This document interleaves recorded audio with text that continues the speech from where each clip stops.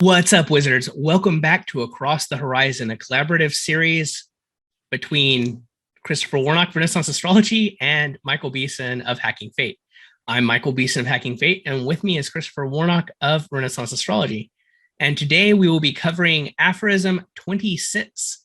So would you like to go ahead and get us started? Yeah, I'll read Ashman. There is obvious concealment in the case if the star is significative of any particular affair be in conjunction with the sun, either under the earth or in a place foreign to its own nature. On the other hand, there is manifestation should the star be raised to elevation out of its depression and located in its own place.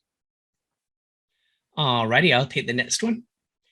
Anything inquired after is much obscured when the planet signifying the business is combust under the earth or in an ill house of heaven.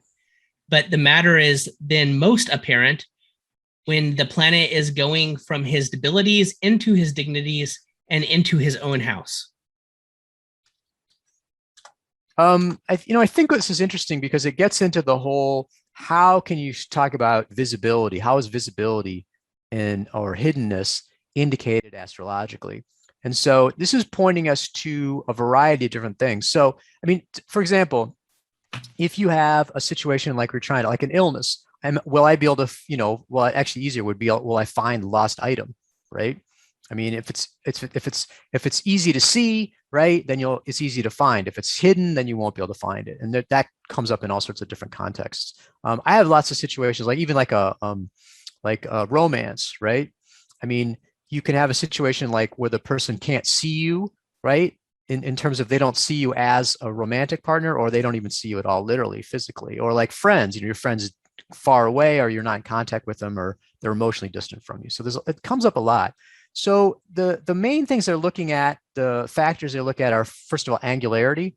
So, obviously each of the houses is defined in terms of its angularity. So you have the angular houses, the first, the 10th, the fourth, and the seventh are the angular houses, succeeding and cadent. So if something's angular, it's obvious, right? It's in high proximity.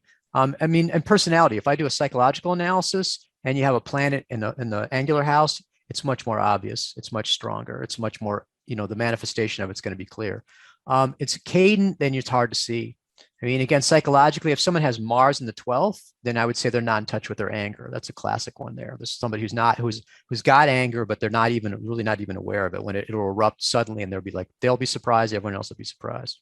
So there's angularity. And then talk about above the earth or below the earth. So above the earth is from, literally above the horizon, where the sun rises, it rises into the first house. And then, so it's the first, the 12th, the 11th, the 10th, the 9th, the 8th, and the 7th houses are above the earth, and the rest of the houses are below the earth. And that's literally what happens with the sun. And again, if the sun's above the earth, you can see it. If the sun's below the earth, you can't see it. So that's another visibility thing. And then combustion.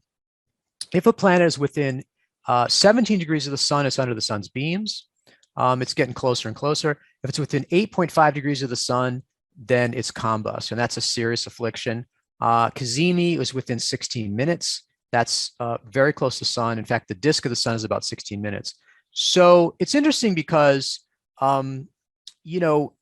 combustion is considered to be a serious affliction, and you're blotting out the energy of that planet.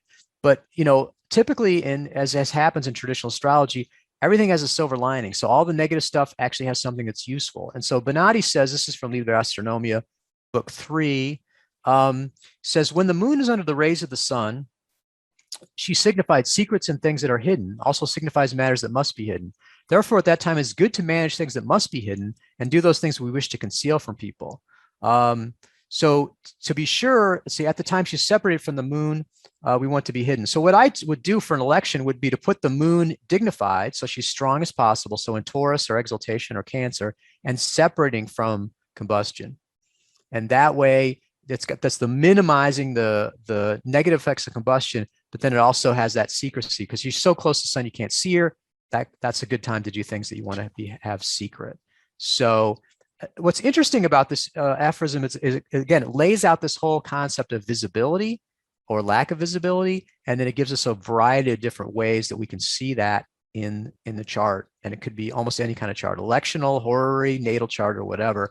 Those are all come into play in terms of being able to see particular factors that they signify or not be able to see them.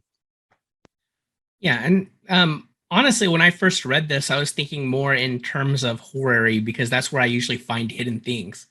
So, and then when you touched on it, you were touching on electional a lot there, but you're right. It's also very much in natal and mundane as well.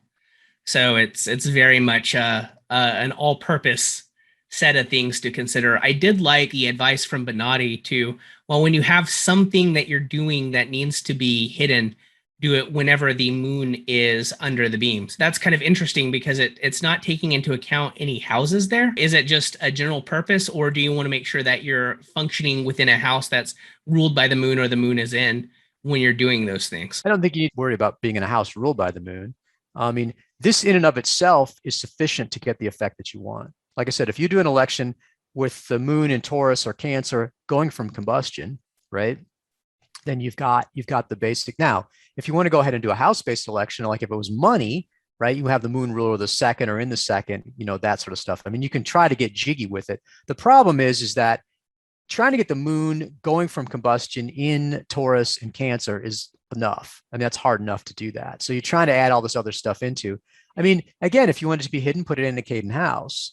That's another way to do it. But there's essentially, you've got a lot of raw materials, a lot of possible ingredients, and you can sort of stick those together, recognizing that practicality reigns, and think about it though, the moon is only going to be combust in Taurus and Cancer, once a year, right? I mean, the moon goes through those signs, but the sun is only going to be in Cancer once a year for, a month, and in Taurus once a year for a month. So that's only going to happen twice. The moon's only going to hit the sun probably once for each of those. So that's really going to limit your ability to do this. And so then the moon's moving so quickly, to get that going from combustion, you're going to be limited in terms of what houses you're going to be able to choose and how the thing sets up. So I would regard everything else as a bonus and regard those factors as being the key factors that you need to have in the chart. I mean, you could potentially do it with the moon peregrine or something, and then get your house placement that. But when you try to throw in too much stuff, just abstractly, like, oh, I think it should be this, then it becomes complicated and impossible to do it in practice. It's good for Twitter, but and social media arguments. But if you actually want to do the election, then you kind of have to pare it down. And this is getting it, I think, to the most basics of what we're getting. And so it's the house stuff is nice, but house-based elections will absolutely drive you nuts. There's probably the hardest thing to do because you're trying to line up all those multiple factors. It's really kind of difficult, but this is the root of it. And but like I said, I think it's what's really interesting about these is we're getting the traditional astrology aspired to be a complete description of reality, right? And so it's giving us this multiple ways of seeing in the chart this descriptions of reality. And so it's very nuanced, very complex, but also very flexible. And again, it gives you this language of everything, which I think is really kind of interesting. We'll see you next time.